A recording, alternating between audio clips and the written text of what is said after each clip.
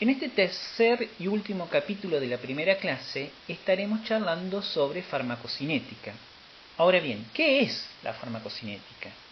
La farmacocinética es una rama de la farmacología general que va a estudiar los pasos por los que, una vez administrado el medicamento, el organismo interacciona con esa molécula de manera a permitir que el principio activo esté disponible en el sitio en el que debe ejercer su efecto. En este proceso tenemos distintos pasos que incluyen la liberación del principio activo, su absorción, su distribución, su metabolismo y por último su eliminación del cuerpo. Todos estos parámetros son estudiados entonces por la farmacocinética y eso es lo cual estaremos tratando en esta clase. Por otro lado, la otra rama de la farmacología general es la farmacodinámica, que estudia cómo el fármaco interacciona con su receptor, los mecanismos de transducción de señal, las concentraciones necesarias de principio activo para que en definitiva pueda producirse el efecto biológico. Estaremos charlando de farmacodinámica en la próxima clase. También en la próxima clase hablaremos de toxicología, que es un área al que se refiere a los efectos adversos que pueden aparecer al administrar un fármaco a un determinado individuo.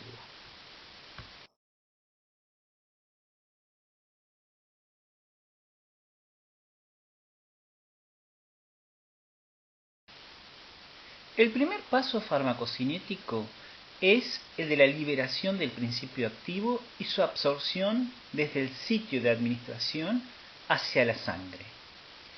En cuanto a la liberación, va a depender de la cinética de disolución de la forma farmacéutica. Como vimos anteriormente, hay formas farmacéuticas que permiten una liberación lenta y controlada del principio activo. También dependerá de la solubilidad del principio activo.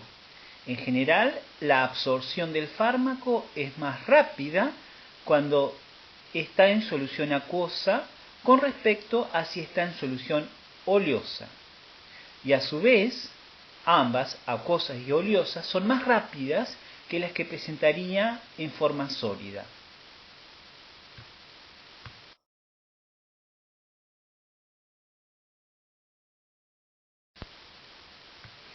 ¿Qué parámetros van a ser importantes para que un principio activo se absorba correctamente en nuestro organismo? Tanto la absorción de un fármaco, como así también las etapas que vamos a describir posteriores de distribución, metabolismo y excreción, todas ellas dependen de que el fármaco pueda atravesar las membranas biológicas que forman parte de nuestras células.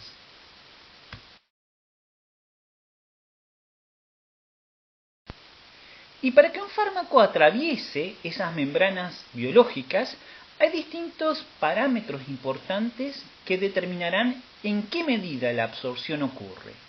Y esos parámetros son los siguientes. En primer lugar, la magnitud del gradiente de concentración. Cuando más fármaco se administra, es probable que se absorba más cantidad. Esto es así si la misma ocurre por difusión pasiva, sin necesidad de un transportador. En el caso de que se necesite un transportador, el mismo puede saturarse, es decir, ser utilizado en su máxima capacidad, y de allí no se podrá absorber más que esa cantidad. También es sumamente importante el área de absorción. A mayor área de absorción, mayor cantidad de principio activo absorbido. Aquí les doy un ejemplo que se incluye entre las ventajas de la vía de administración oral. La mayoría de los fármacos administrados por vía oral se van a absorber en el intestino, principalmente en el intestino delgado. Y es importante remarcar que el intestino posee una gran longitud y una gran superficie absortiva, cercana a los 200 metros cuadrados, el equivalente a una cancha de tenis. Esto se logra por medio de pliegues, vellosidades y microvellosidades que lo transforman en la mayor superficie absortiva de nuestro cuerpo. También la absorción va a depender del tamaño del principio activo.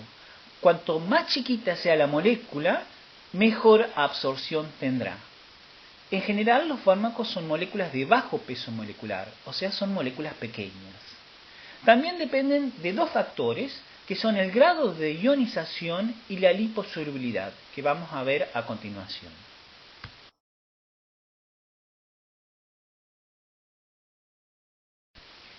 En cuanto al grado de ionización de un fármaco, podemos decir que la mayoría de los principios activos son ácidos o bases débiles, que en solución estarán ionizados en una proporción que depende de sus características ácido-bases y del pH del medio.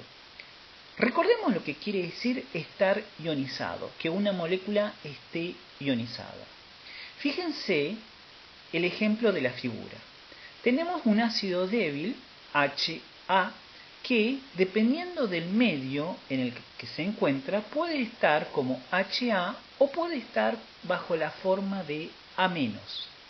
Esta forma A- es ionizada. Una partícula neutra, el HA, se transformó en una partícula con carga A-. Las membranas plasmáticas de nuestras células están constituidas por una bicapa de lípidos que no les gusta a las especies ionizadas, a las especies con carga. En nuestro ejemplo, el ácido débil HA podrá atravesar esa membrana mucho más fácilmente que la especie cargada A-. Y recordemos que la proporción de HA a A- dependerá de las características ácido-base del propio principio activo, pero también del medio. Es así que controlando el pH del medio, uno puede mejorar la absorción de ciertos fármacos, como veremos más adelante en la materia. El mismo razonamiento se aplica para las bases débiles. Y en este caso tendremos cargas positivas, como se puede ver en la figura. Esas especies con carga positiva no van a poder atravesar la membrana o lo harán mucho más con mayor dificultad que las especies de bases sin carga.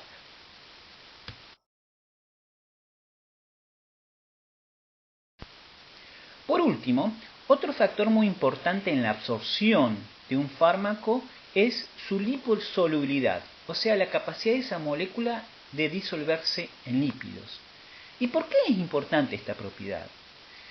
Si reflexionamos a lo que dijimos que las membranas que separan el exterior del interior de la célula son bicapas lipídicas altamente hidrofóbicas, es justamente eso que va a determinar que una molécula que se disuelve mejor en los lípidos podrá atravesar esa membrana y por consiguiente absorberse de una mejor manera.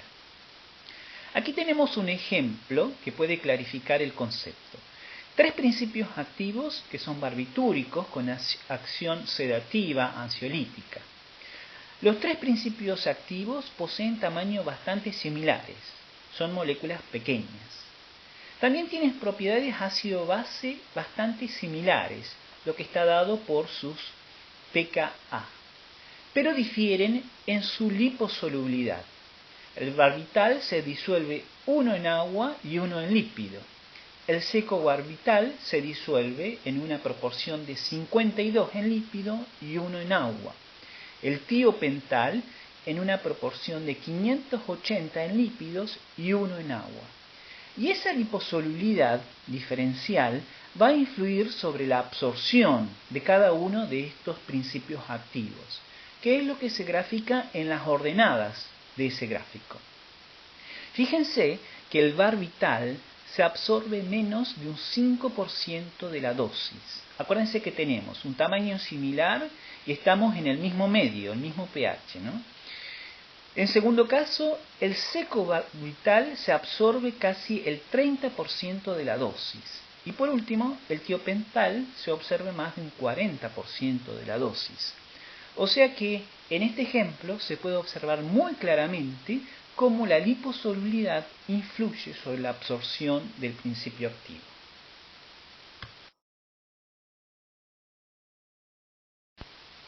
La vía de administración de un fármaco es un parámetro fundamental que determinará la absorción de un dado principio activo. En este sentido, cabe destacar que la vía de administración oral, que es altamente utilizada, posee un inconveniente debido a la acción de los ácidos y enzimas proteolíticas gástricas que pueden destruir al fármaco. Es lo que sucede con algunos fármacos como la insulina y la penicilina G o benzilpenicilina, que no pueden administrarse por esta vía porque son completamente degradados.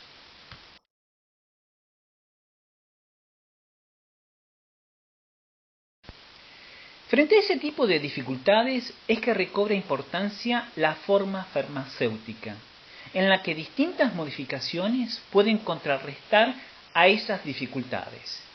Y aquí tenemos entonces distintas preparaciones galénicas, distintas modificaciones como recubrimientos que mencionamos anteriormente, modificaciones que logran partículas muy chiquitas y homogéneas, que es lo que se conoce como proceso de micronización, entre otros tipos de modificaciones.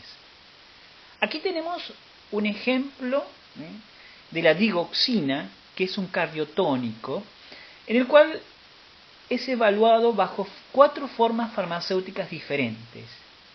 Todas ellas se administran por vía oral. En el gráfico vemos la concentración de digoxina en plasma en función del tiempo, luego de la administración de esas 4 formas farmacéuticas de digoxina.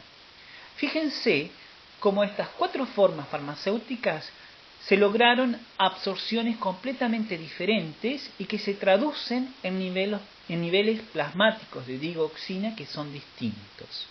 Este es un ejemplo que resalta entonces la importancia de la forma farmacéutica en la absorción de un principio activo.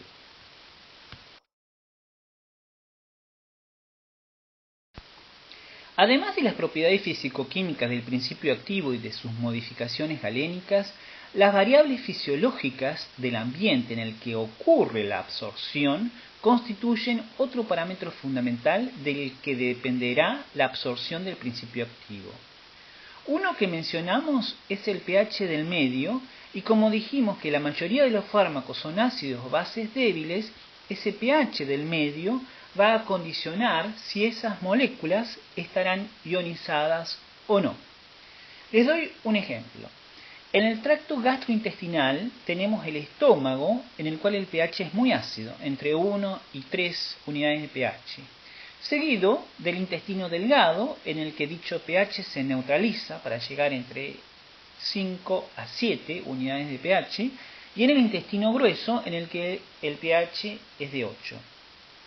Dependiendo de esos pH del medio, los fármacos que vamos a administrar van a estar más o menos ionizados, o sea, con carga. Y eso va a tener un gran impacto sobre su capacidad de absorción en cada una de esas localizaciones anatómicas, en el estómago, en el intestino delgado y en el intestino grueso. Es así que el intestino delgado es donde fundamentalmente se realiza la mayoría de las absorciones de los fármacos.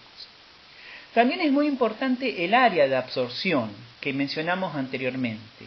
En este caso, el intestino tiene un enorme área de absorción que lo hace un muy buen sitio anatómico para esa función.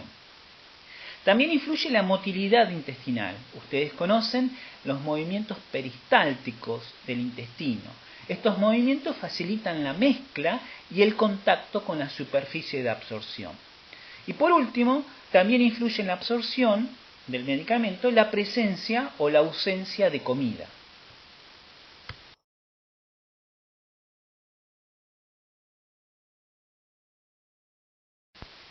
En este sentido, en general la administración de fármacos junto con alimentos produce un retraso en la absorción de los principios activos, ya que los alimentos dificultan el contacto con la mucosa y a su vez producen un retraso en el vaciado del estómago. No obstante, la relación entre comida y absorción de un fármaco depende de cada fármaco. Hay algunos medicamentos que en las condiciones de digestión tienen condiciones que favorecen su absorción.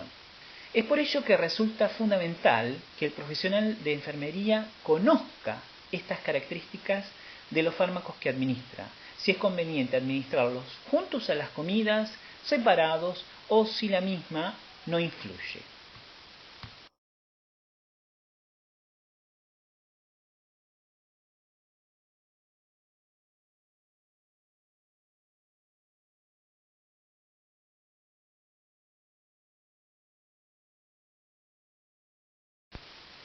Otras vías de administración de fármacos que ya hemos mencionado son la sublingual, la rectal y la inhalatoria. En particular, la vía sublingual es muy eficiente y rápida. Fíjense que de esta manera el fármaco evita una posible degradación del principio activo en el estómago o en el intestino.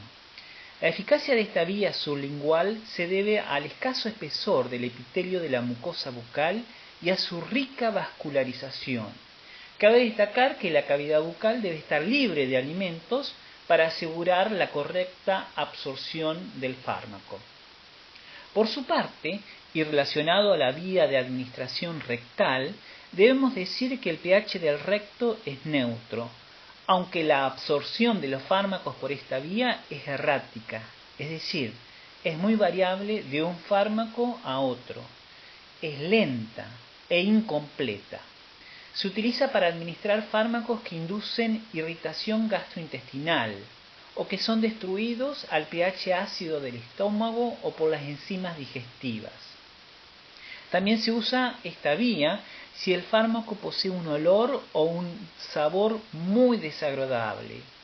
Es útil en pediatría, en pacientes inconscientes, en pacientes con vómitos en los que evidentemente no se puede utilizar la vía oral. Por último, en la vía inhalatoria, la absorción puede producirse en la mucosa nasal, en la tráquea y en los bronquios. Esto hace que tengamos una superficie de absorción de entre 80 a 100 metros cuadrados y a su vez está muy vascularizada, lo que facilita la absorción rápida del fármaco. Evidentemente, la vía inhalatoria no se puede utilizar en los casos de enfermedades obstructivas graves. Una ventaja que tienen estas tres vías de administración, la sublingual, la rectal y la inhalatoria, es que no sufren un fenómeno de inactivación llamado metabolismo de primer paso, que veremos más adelante en esta clase. También mencionamos anteriormente las administraciones tópicas de pomadas, parches, soluciones como los colirios que se aplican en la mucosa ocular, los óvulos vaginales y los aerosoles para administración nasal. En estos casos es importante que no se origine irritación, alteración de la zona en la cual se está aplicando el fármaco. En el caso particular de la administración nasal, el principio activo se absorberá en el epitelio pulmonar y en la mucosa de las vías respiratorias, lo que representa una gran superficie de absorción, y de allí pasará a la circulación sanguínea.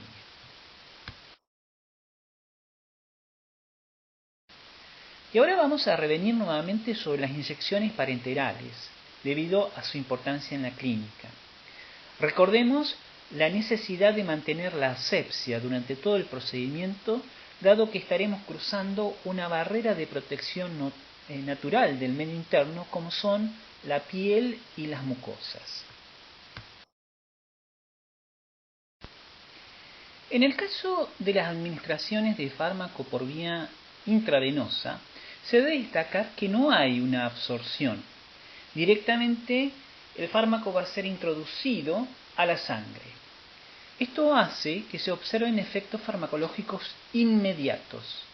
Además, esta vía permite una respuesta terapéutica predecible, en el sentido que la dosis administrada es la que directamente encontraremos en sangre. Estas dos características, que sus efectos sean rápidos y con una respuesta terapéutica predecible, hacen que la vía endovenosa sea la predilecta en las urgencias médicas. La vía endovenosa es adecuada también para la administración de proteínas, si el paciente requiere de ese tipo de terapias. La vía endovenosa es adecuada para administrar distintos tipos de volúmenes de líquidos, Por un lado, el profesional de enfermería puede realizar una inyección endovenosa directa o bolo en la que un volumen dado de 5, 10, puede llegar hasta 20 mililitros, va a administrarse de manera lenta. Tenemos también la infusión endovenosa intermitente, en la que se administrará una dosis del fármaco durante un lapso de tiempo corto, entre una media hora o una hora, utilizando para ello una vía. También tenemos la infusión intravenosa continua o goteo, en el que el principio activo está directamente disuelto en el suero fisiológico o algún otro tipo de fluido adecuado, el cual es infundido continuamente durante un lapso de tiempo muy prolongado.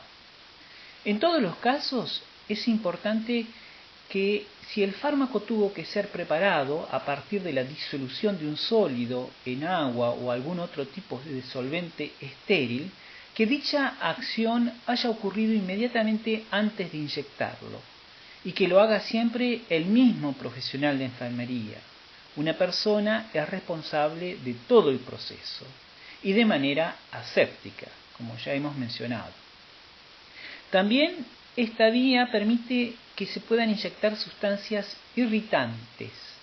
Esto es posible, pues se pueden inyectar en volúmenes grandes y de manera lenta.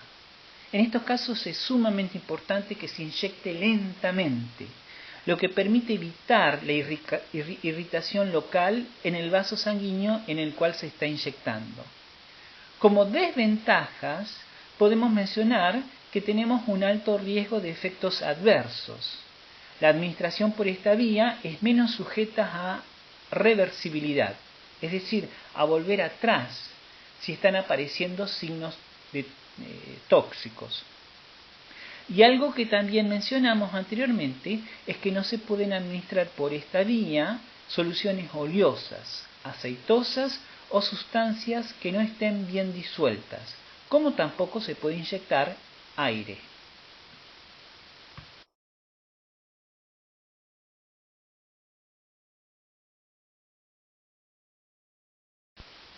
Veamos ahora las características de las otras dos vías parenterales. En el caso de la vía intramuscular, el fármaco se absorbe gracias a la vascularización del músculo. El efecto es inmediato para las soluciones acuosas y el efecto es lento pero sostenido en el caso de soluciones oleosas. Justamente las soluciones en aceite o algún otro vehículo de depósito se utilizan para que el principio activo sea liberado de a poco. Fíjense entonces que a diferencia de la vía endovenosa, la vía intramuscular acepta soluciones aceitosas y en general se las utiliza para prolongar en el tiempo la liberación del principio activo. Los volúmenes de inyección en la vía intramuscular son moderados, se puede llegar hasta los 5 mililitros aproximadamente. Las zonas más utilizadas son los músculos de los glúteos, el vasto externo, el deltoides y el gran dorsal. No se puede utilizar la vía intramuscular durante un tratamiento con anticoagulantes, pues la inyección puede generar una hemorragia interna. La otra vía parenteral es la vía subcutánea, que se caracteriza por un efecto inmediato para soluciones acuosas y lenta y sostenida para soluciones oleosas o de depósito. Se pueden inyectar por esta vía volúmenes moderados, bastante más pequeños que en las precedentes. Se puede llegar hasta aproximadamente 2 mililitros, por lo que no es adecuada para volúmenes medianos y grandes. Se pueden inyectar por esta vía suspensiones poco solubles que contengan cristales. Un ejemplo de esto es la insulina no cristalina. No deben inyectarse, por el contrario, en la vía subcutánea soluciones irritantes, pues van a producir dolor, irritación y necrosis de ese tejido. Las zonas de administración subcutánea más frecuentes son el brazo, el antebrazo, el muslo, el abdomen o el glúteo. Se puede aplicar de manera adicional calor local para producir vasodilatación y así facilitar la absorción del principio activo. Por el contrario, si se quiere retrasar la absorción, se asociará al principio activo con un vasoconstrictor.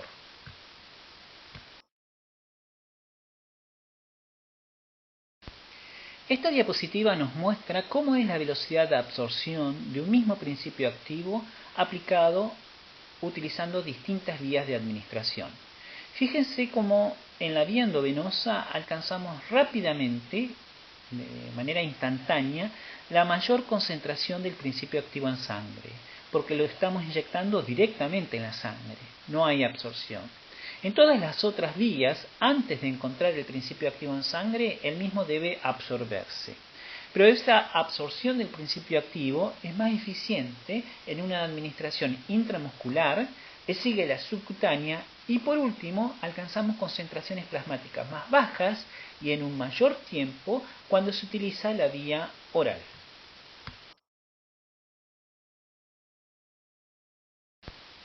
Una vez que el fármaco es absorbido, debe ser distribuido por todo el organismo para que pueda llegar al órgano blanco. ¿Y cuál es el sistema de distribución? No es nada más ni nada menos que el sistema circulatorio sanguíneo, por el cual, entonces, el principio activo llegará hasta los distintos tejidos del cuerpo. Les doy un ejemplo. Si yo administro un ansiolítico que debe actuar sobre el sistema nervioso para calmarnos, la acción de ese ansiolítico requiere de una concentración adecuada del principio activo en el medio que baña el sistema nervioso. Ahora, ¿cómo ocurre la distribución entre la mucosa intestinal, que es donde el fármaco se absorbe, acuérdense que se administró por vía oral, y su llegada al sistema nervioso? Justamente, el sistema que va a transportar el principio activo desde la mucosa intestinal hasta el sistema nervioso es la sangre, y lo transporta continuamente hasta llegar a una concentración que induce el efecto farmacológico deseado.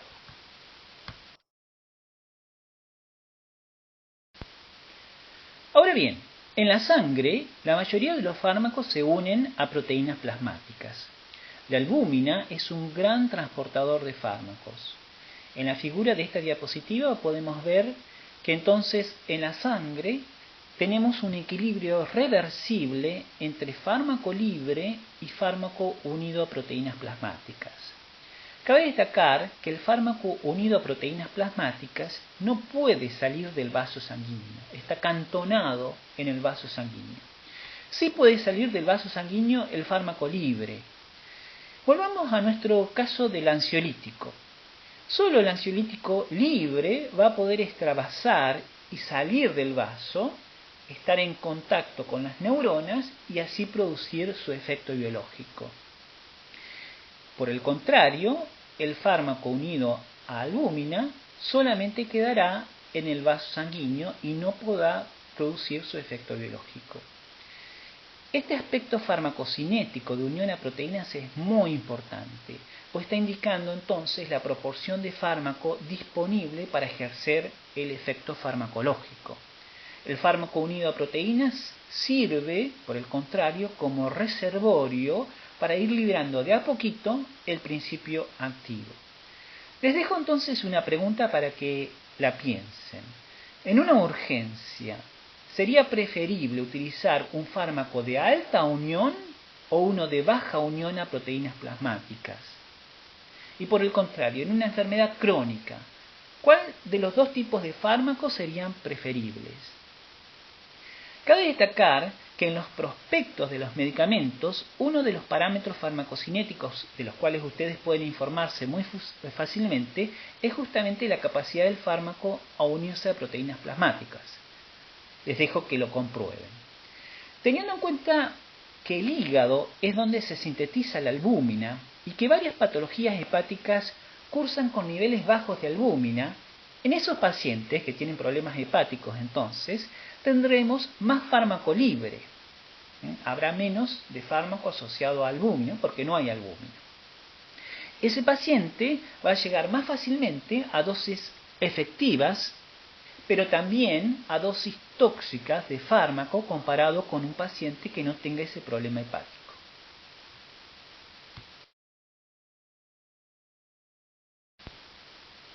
En la distribución del fármaco también será importante cómo funciona la bomba propulsora de la sangre, que es el corazón. Es a lo que en esta diapositiva vemos como gasto cardíaco. También influye la vascularización del tejido y el volumen, el tamaño de ese órgano, de ese tejido. De esta forma, el hígado, los riñones, el encéfalo son órganos que reciben gran cantidad de medicamentos, ya que tienen un importante riego sanguíneo. Por el contrario, es mucho más lenta la llegada de los fármacos a los músculos, los demás órganos en general, la piel y la grasa. Hay órganos que pueden servir de depósito. Por ejemplo, muchos fármacos liposolubles, es decir, que tienen una mejor solubilidad en grasas, un ejemplo de estos es el tiopental, se acumulan en el tejido adiposo y van siendo liberados de a poquito. Otro ejemplo son las tetraciclinas, que son antibióticos con capacidad de unirse a iones metales, lo que hace que se acumulen en el hueso.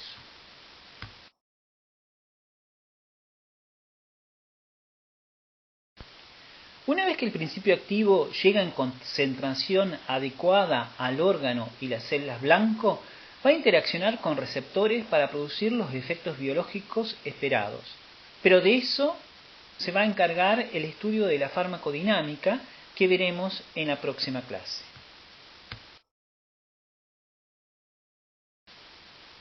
No obstante, y siguiendo con la farmacocinética, los fármacos tienen un tiempo de vida dado, pues comienzan a metabolizarse, es decir, a transformarse químicamente en compuestos que serán fácilmente eliminados del cuerpo.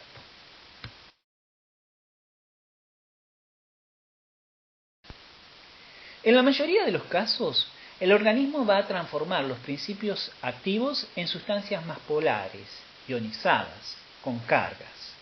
Esa transformación, como hemos visto, impide la entrada del fármaco en las células y va a facilitar su eliminación del organismo. Aunque cabe destacar que hay fármacos que no se metabolizan y que se eliminan tal como han sido administrados inicialmente. Tal es el caso de la digoxina, un cardiotónico. También hay fármacos que, si bien se metabolizan, los productos resultantes de ese metabolismo siguen siendo activos. Tal es el caso del Valium, cuyo nombre genérico es diazepam, que se utiliza como ansiolítico, relajante y sedante. En la figura que vemos se ve que a medida que el diazepam se degrada, se produce una molécula, un metabolito, que sigue siendo activo y lo sigue siendo por mucho tiempo. También el metabolismo puede producir productos tóxicos, como es el caso de la isoniazida, que se utiliza en el tratamiento de la tuberculosis.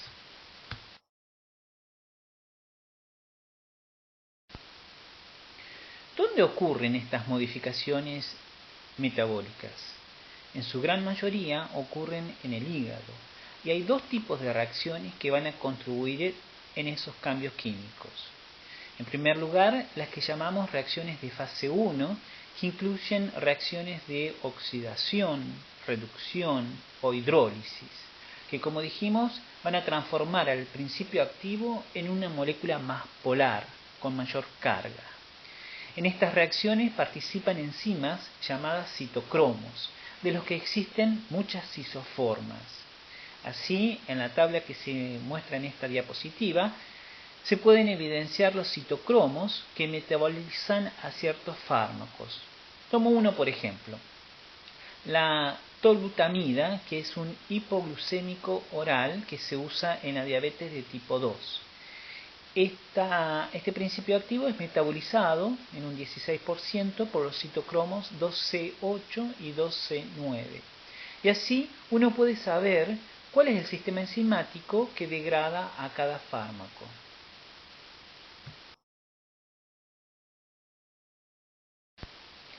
Un segundo tipo de reacciones del metabolismo son las reacciones de fase 2, y se llaman de fase 2 porque en general estas reacciones ocurren luego de las de fase 1 que vimos recién. En general son reacciones de conjugación en las que no intervienen los citocromos que intervienen en las reacciones de fase 1. En estas reacciones de conjugación, el principio activo se une a una molécula de ácido glucurónido, de sulfato, de acetato, de metilo, glutatión o aminoácidos. Y así el principio activo se inactiva.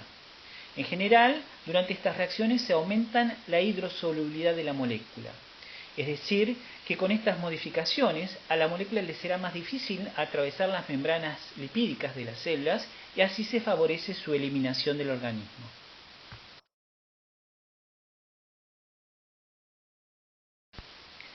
Esta diapositiva es un resumen de las reacciones de transformación metabólicas que ocurren en el hígado.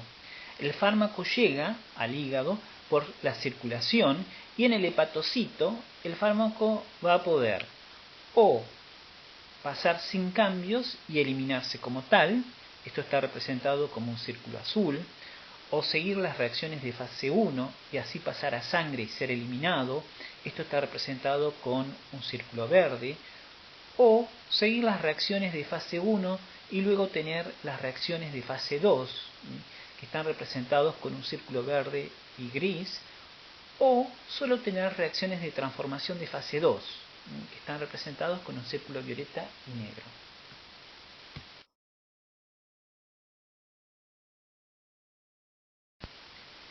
Cabe destacar que las actividades de estas enzimas pueden a su vez ser modificadas por los fármacos.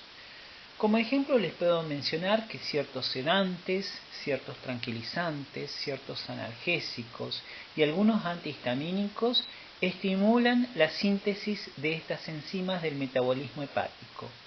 De esta forma, la administración de estos fármacos inducirá una mayor transformación metabólica de los principios activos. Por el contrario, también hay fármacos que inhiben la actividad de las enzimas hepáticas y por consiguiente esos fármacos tendrán una vida media, que es el tiempo que permanece activo el principio activo, una vida media mayor, dado que son degradados en menor proporción.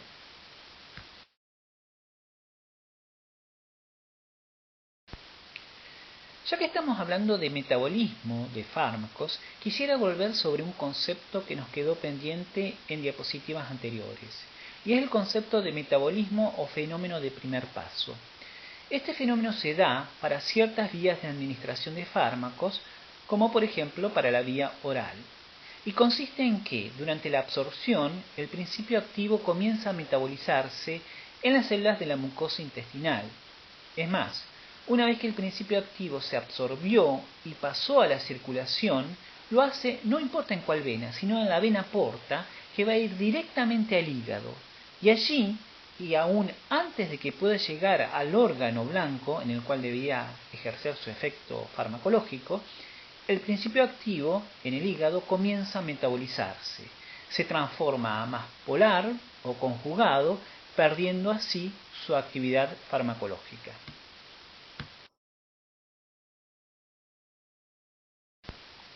Este fenómeno de metabolismo de primer paso puede cuantificarse con un número que se llama tasa de extracción o de aclaramiento hepático, que indica la cantidad de fármaco que es aclarada o que pierde actividad en el primer paso del principio activo por el hígado.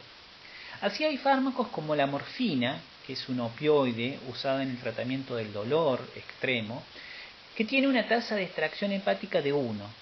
O sea que de lo que se absorbe, casi todo se metaboliza aún antes de poder llegar a producir el efecto farmacológico deseado. Es por ello que la morfina no se puede administrar o no sirve administrarla por vía oral. Otros fármacos, y pongo el ejemplo de la warfarina, que es un anticoagulante, tienen tasas de extracción muy bajas, por lo que se absorbe muy bien por vía oral y producen los efectos farmacológicos esperados. O sea, no tienen metabolismo a nivel de este primer paso por el hígado.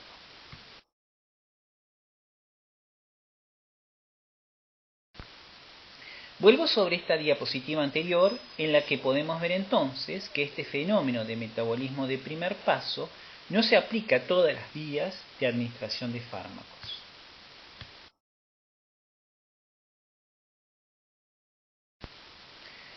¿Cuáles son los parámetros que van a regular el metabolismo de los fármacos? Ya nombramos anteriormente que va a depender del metabolismo del primer paso, de fenómenos de inducción enzimática a nivel del hígado, de fenómenos de inhibición enzimática en el mismo órgano que los fármacos pueden generar. Pero también el metabolismo de los fármacos va a depender de la edad del paciente. Aquí cabe destacar que el feto y el recién nacido poseen una actividad metabólica reducida. Recién se alcanza un metabolismo normal a las 8 semanas. Por otro lado, los ancianos tienen una actividad enzimática reducida y un flujo sanguíneo al hígado que es menor. Esto implica que los pacientes ancianos y los bebés, al tener un menor metabolismo hepático, bajo esas circunstancias, los fármacos poseen un tiempo de vida mayor y un mayor riesgo de llegar a niveles tóxicos. También influye el sexo del individuo. Y aquí la testosterona aumenta el metabolismo de los fármacos.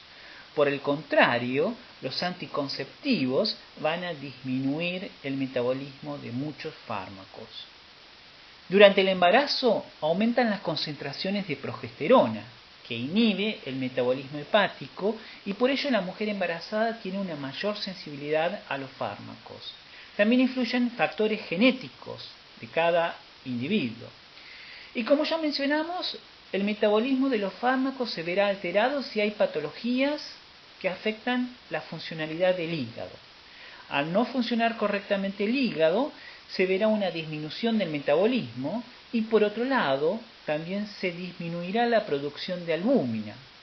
Por consiguiente, tendremos una mayor proporción de fármaco libre. Dentro de las patologías también debemos mencionar a la malnutrición, ya que la producción de albúmina se ve afectada en esta enfermedad.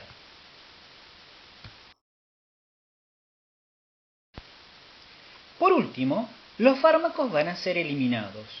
La eliminación de los fármacos sin modificación o luego de su biotransformación metabólica, y entonces hablamos de su metabolito, se realiza por distintas vías, por orina, por heces, por aire expirado y otras secreciones como el sudor, la saliva, las lágrimas, la leche materna.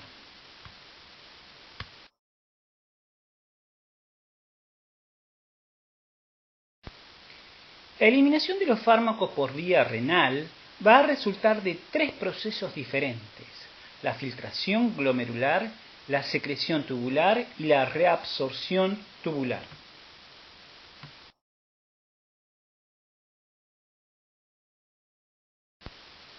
A nivel de la filtración, debemos remarcar que los fármacos son moléculas pequeñas y que van a filtrar, por consiguiente, sin inconvenientes, a partir del plasma y hacia el filtrado glomerular. Cabe destacar que solo filtra el fármaco libre. El fármaco unido a la albúmina no puede filtrar.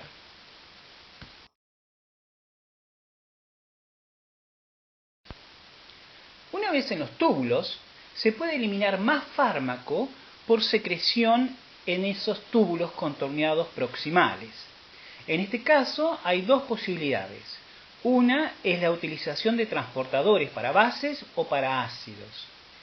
Tenemos los ejemplos de la penicilina y del ácido úrico. Este proceso, que utiliza transportadores, es activo, es decir, que cuesta energía y es saturable, hay un número limitado de transportadores, pudiéndose observar competencia entre distintos fármacos para un mismo transportador. También hay casos de fármacos que son secretados por difusión pasiva sin gasto de energía.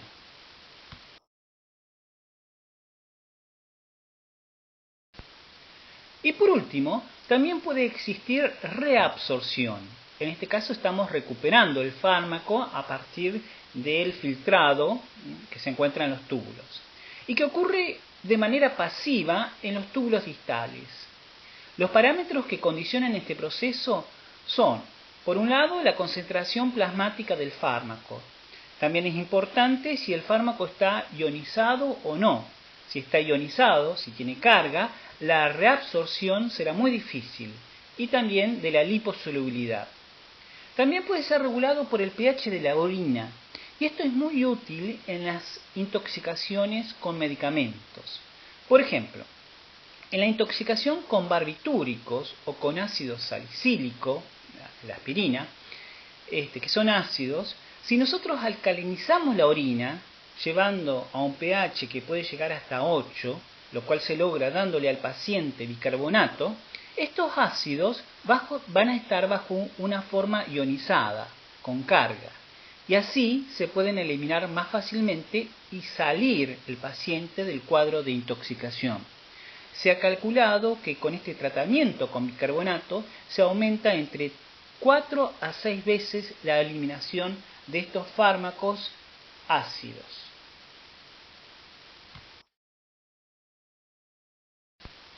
Otro mecanismo de eliminación de fármacos es por heces. En general ocurre por difusión pasiva desde la sangre hacia la luz intestinal, y las células epiteliales de las microvellosidades intestinales están involucradas en este proceso. El mismo va a depender del gradiente de concentración. Cuanto mayor sea la concentración del fármaco en sangre, más difundirá hacia la luz intestinal. También dependerá del pH del medio. Aquí de vuelta lo que estamos modificando es el grado de ionización, de carga del fármaco y por consiguiente su capacidad de atravesar las membranas de las células epiteliales del intestino.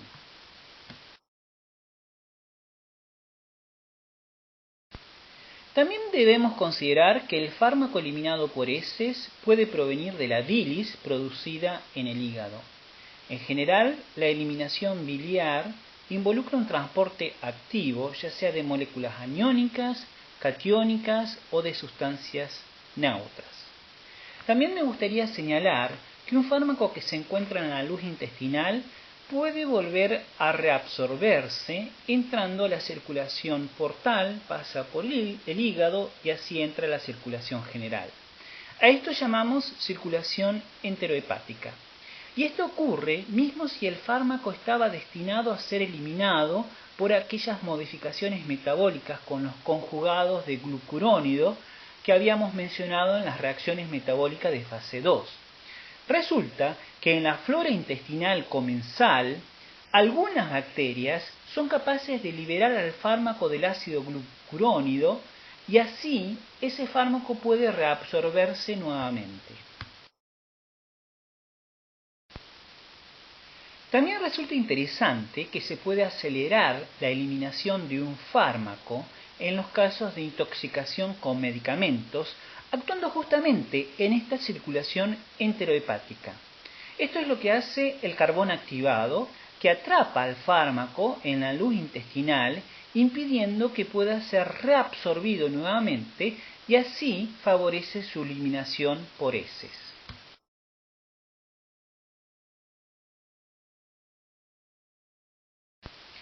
En el caso de eliminación de fármacos a la leche materna, esta ocurre por difusión pasiva y va a depender de la unión a proteínas de la leche. Uno de los factores determinantes de esta eliminación de fármacos hacia la leche es la liposolubilidad del principio activo. Por ejemplo, la morfina, que es liposoluble, pasa al bebé produciendo así un síndrome de abstinencia en el bebé lactante. Otro factor que influye en la eliminación hacia la leche es el grado de ionización, la carga del fármaco.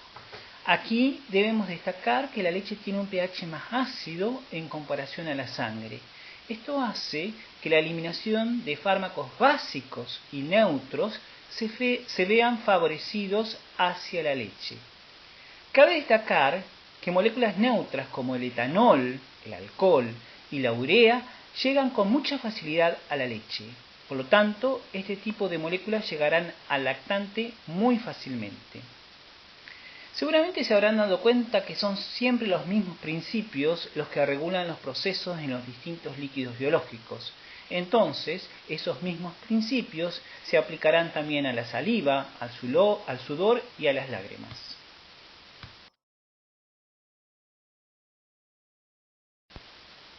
Por último, los fármacos también pueden eliminarse a partir de gases expirados. En efecto, a partir de la sangre difundirán hacia el aire contenido en los alvéolos y de allí serán eliminados hacia el exterior por expiración. Aquí un ejemplo muy frecuente es el de los fármacos anestésicos.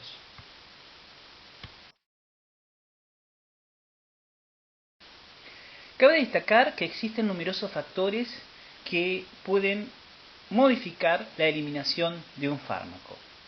Entre estos factores tenemos factores que dependen o que son características propias de cada individuo, como lo son factores genéticos individuales, el sexo de la persona, la edad, hábitos dietéticos y otros hábitos como el de realizar ejercicio físico, el de tomar alcohol, el de fumar, para mencionar algunos. También cabe destacar que el embarazo modifica la eliminación de fármacos. En todos estos casos se deberá realizar un ajuste de las dosis de los fármacos.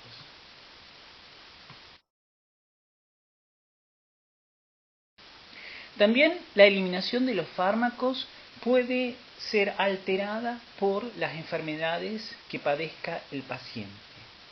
Así, y para mencionar algunas patologías, podemos nombrar la obesidad, alteraciones renales, hepáticas, situaciones en las cuales hay alteraciones en la unión proteína-fármaco, en la insuficiencia cardíaca, en alteraciones de tiroides. Les dejo como problema que piensen por qué en cada una de esas patologías que mencioné puede verse alterada la eliminación de fármacos. En todos estos casos, nuevamente, se va a requerir un ajuste de la dosis de los fármacos.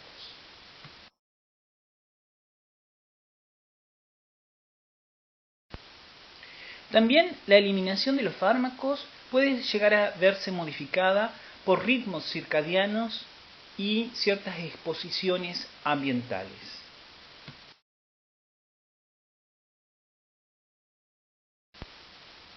Por último, pueden existir interacciones entre distintos medicamentos que el paciente esté tomando de manera simultánea. Hemos mencionado que pueden haber inducciones enzimáticas, inhibiciones enzimáticas, competiciones en los transportes activos y cambios en los pH de los líquidos de eliminación. Nuevamente, estas circunstancias van a requerir de un ajuste de dosis.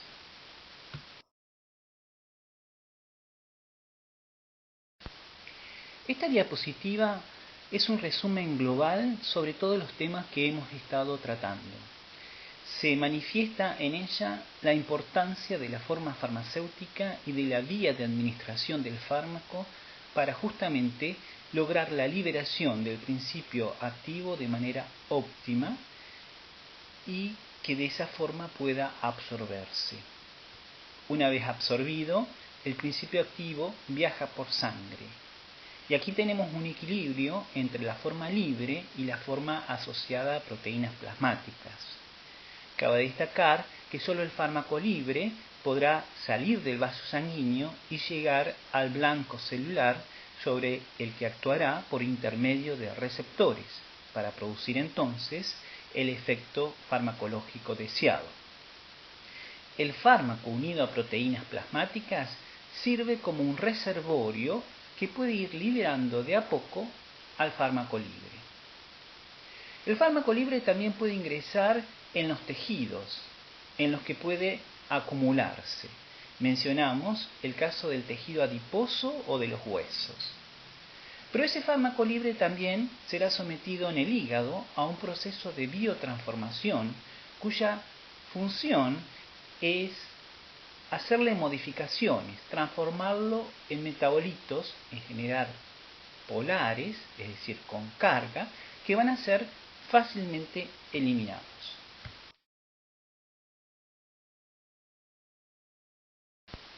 Podemos decir entonces que el objetivo de la farmacocinética es estudiar todos esos parámetros que hemos estado mencionando y que van a permitir mantener una dada concentración del fármaco en sangre. Es lo que llamamos ventana terapéutica. Se espera que ese rango de concentraciones plasmáticas de fármaco produzca el efecto biológico deseado y la mínima toxicidad posible. Esa mejor eficacia terapéutica, evitando los efectos indeseables, se logra modificando los esquemas de administración de medicamentos. Ahora, para hacer eso de manera rigurosa, se requiere contar con parámetros cuantitativos, con números que definan las características farmacocinéticas de un dado fármaco administrado según un dado esquema. Números, en definitiva, que definan todos los procesos que estuvimos mencionando. Y es lo que ustedes podrán consultar en los prospectos de cada fármaco y que ahora mencionaremos de manera simple para que puedan comprenderlos y poder aprovechar esa información.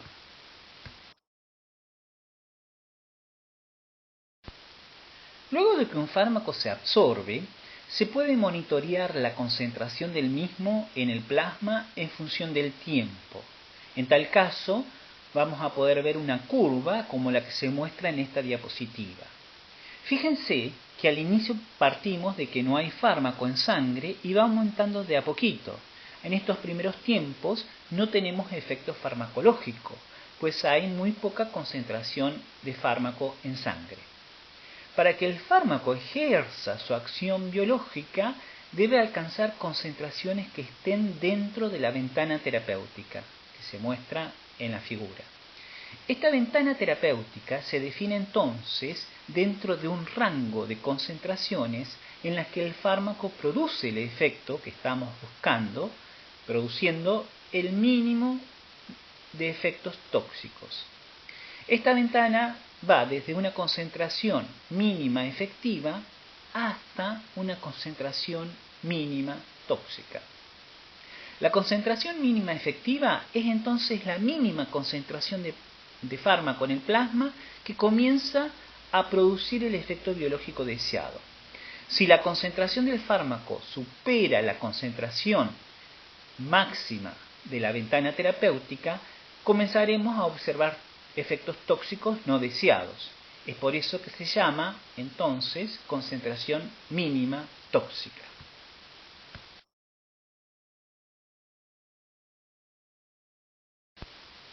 ¿Y cómo es regulada la concentración plasmática de un fármaco? Bueno, podemos decir que la concentración plasmática de un fármaco es regulada por este tipo de fórmula que pueden ver en esta diapositiva, en la que CSS es justamente la concentración de fármaco en sangre y que el equipo médico quiere que se mantenga constante en lo que definimos como ventana terapéutica.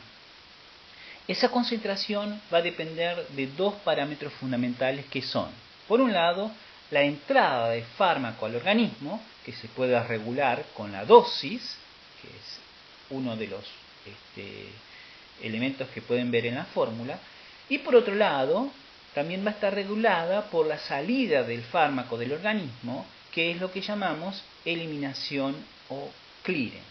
En la fórmula aparece como CL. Entonces, en la fórmula tenemos que lo que entra debe igualar a lo que sale y a lo que encontramos en plasma.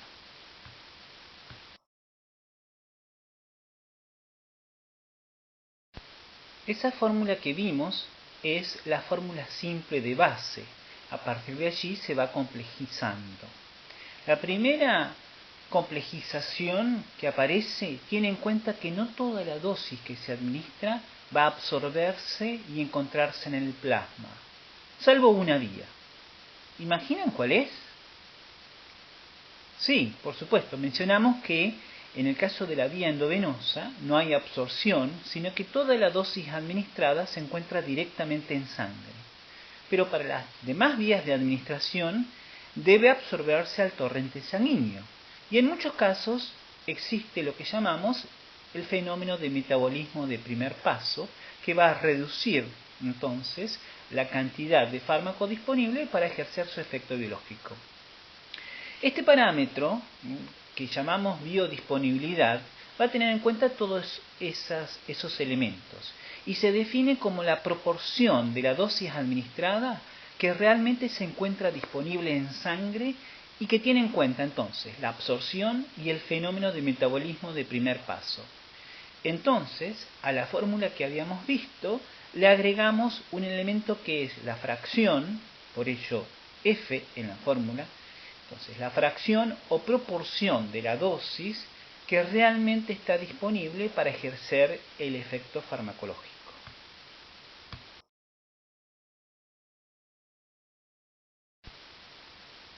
Para calcular esa fracción biodisponible se hacen estudios, los cuales se realizan antes que el medicamento salga a la venta, como los mostrados en esta diapositiva, en lo que se evalúa la concentración en plasma del fármaco en función del tiempo.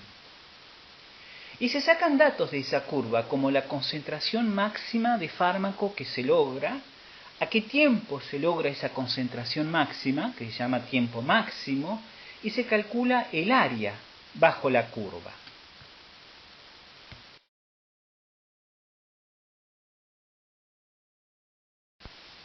Con esos datos, y en particular con el área bajo la curva, y sabiendo que en la administración endovenosa la biodisponibilidad es de 1, es decir, que toda la dosis está disponible directamente para ejercer el efecto farmacológico, se calcula el número F, o sea, la biodisponibilidad.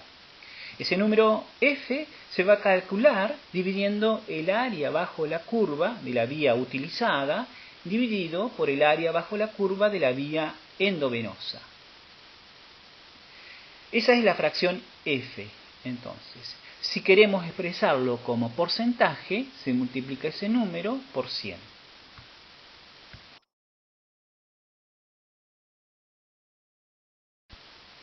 Además de la biodistribución, que como dijimos es la fracción de la dosis administrada que se encuentra disponible para ejercer el efecto farmacológico, la concentración plasmática del fármaco va a depender de su eliminación.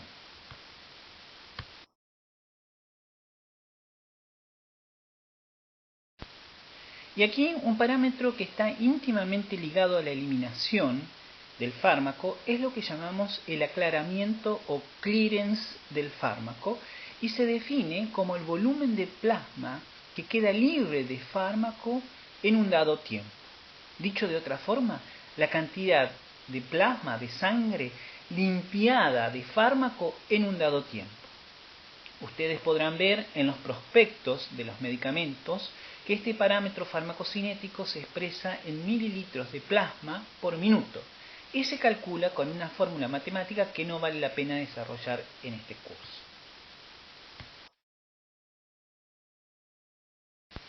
Otro parámetro farmacocinético muy importante que caracteriza a la administración de un fármaco y que ustedes podrán encontrar en los prospectos es la vida media del mismo.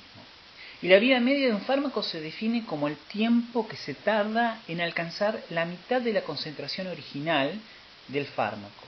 Así tenemos que, por ejemplo, en 4 horas tendremos la mitad de aspirina disponible luego de su administración.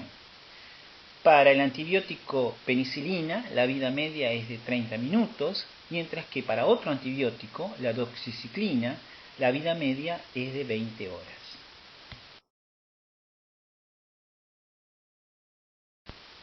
Por último, otro parámetro farmacocinético interesante es el volumen de distribución de un fármaco, es decir, por dónde se va a distribuir el principio activo.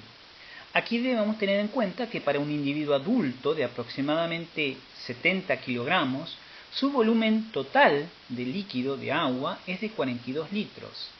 El volumen de líquidos extracelulares sin contar el plasma es de 12 litros y el volumen plasmático es de aproximadamente 5 litros y medio.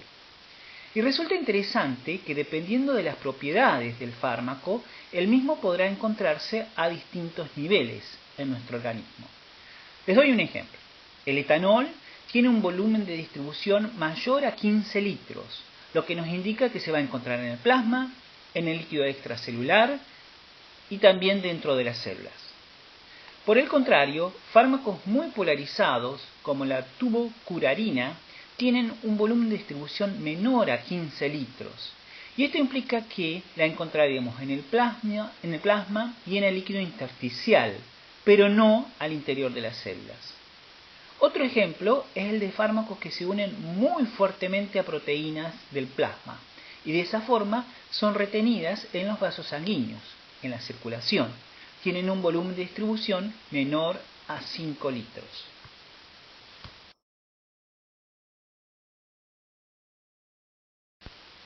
En esta diapositiva tienen todos estos parámetros farmacocinéticos que ustedes podrán encontrar y que son característicos para cada medicamento. Como dijimos, tenemos la biodisponibilidad, la vida media, el aclaramiento plasmático y el volumen de distribución. También tienen las fórmulas que se utilizan para calcularlos, aunque esas fórmulas no interesan en este curso.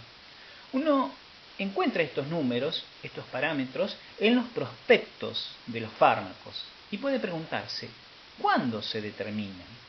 Bueno, todos estos parámetros farmacocinéticos son determinados en estudios que se realizan antes de que el medicamento salga al mercado, como veremos en la clase próxima.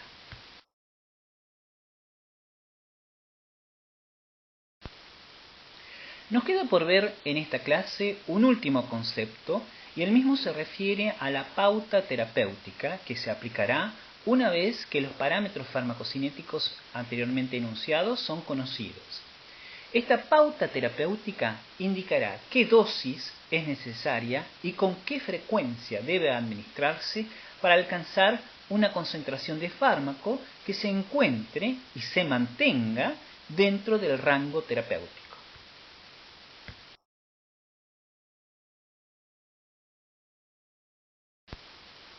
Y aquí quisiera recordar el concepto de rango terapéutico que hemos visto antes y que definimos como el intervalo de concentraciones plasmáticas del fármaco comprendido entre la concentración mínima eficaz y la concentración mínima tóxica.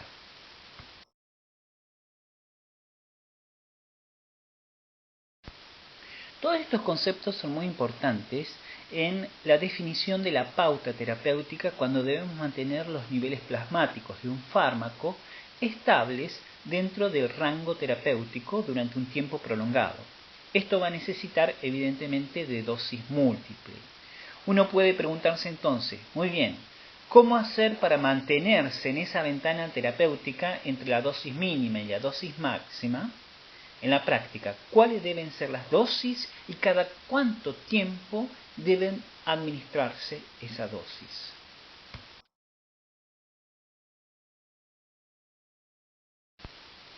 Entonces, para mantenerse de manera constante en la ventana terapéutica, tendremos en cuenta lo que entra por nuevas dosis y lo que sale por eliminación. En el caso de una administración de un fármaco por vía endovenosa, aplicaremos entonces la fórmula que hemos estado analizando, en donde ahora T es el tiempo que transcurre entre cada administración. Y todo eso para que la concentración plasmática del fármaco, lo que habíamos llamado CSS, permanezca y no salga del rango terapéutico. En el caso de las otras vías de administración, la fórmula es la misma, salvo que ahora incluimos la biodisponibilidad, F, tal como charlamos anteriormente.